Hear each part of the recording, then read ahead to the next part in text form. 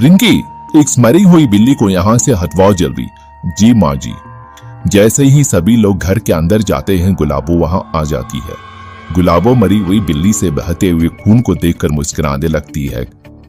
खून से सनी बिल्ली पर गुलाबो अपना हाथ फेरती है।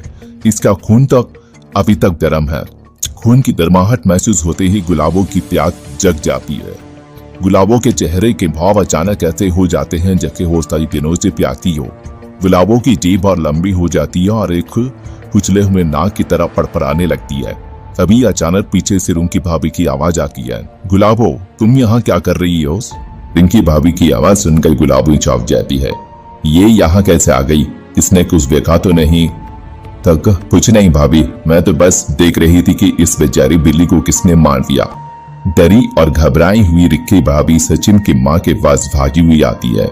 माँ जी, क्या हुआ रिंकी, तू इतनी डरी और घबराई हुई क्यों है? मैंने गुलाबो को मरी हुई बिल्ली के बिखरे पड़े खून के पास कुछ अजीब हरकतें करते देखा है, जिनसे वो उसके खून की बहुत दिन से प्यासी हो। ये तो क्या कह रही है रिंकी? मुझे तो पहले ही शक था कि गुलाबो पर किसी काला शक्ति का साया है।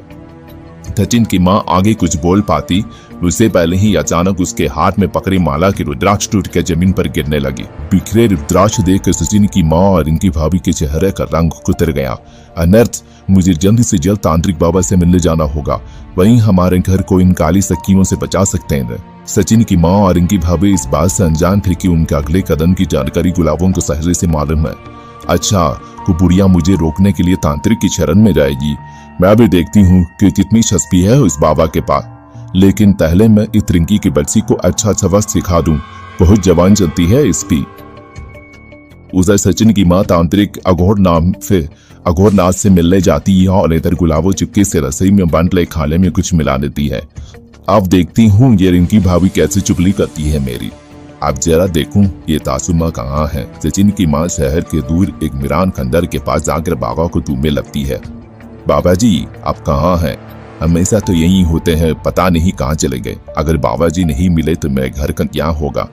तभी सचिन की माँ को ध्यान में रही लंबी जटाओं और सफेद लंबी दाढ़ी में एक बूढ़ा व्यक्ति नजर आता है। बाबा, मेरे घर को बचाइए बाबा, मेरे घर पर दूरी शक्तियों का वास है। जब से मेरे बेटे की शादी गुलाबो से हुई तब से घर में अजीबो गरीब अनोनिया हो रही है।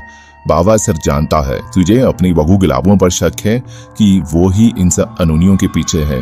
हाँ बाबा, कुछ तो गलत है उस गुलाबों में। सभी नात अपने पास रख पोटली से घरा नींबू निकाल कर सचिन की माँ को देता है। लो ये नींबू लो, इसे ले जाकर आधी रात को अपने घर की चौखट पर काटना।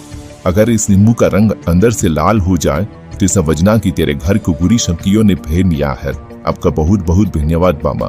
सचिन की माँ 12 बजने का बेसब्री से इंतजार कर रही थी।